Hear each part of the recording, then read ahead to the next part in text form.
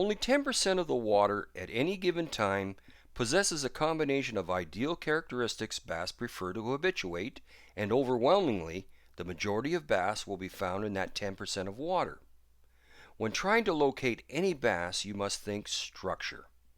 This structure may be the edge of a weed line, a felled tree or brush pile, an isolated rock, or anything man-made such as a dock.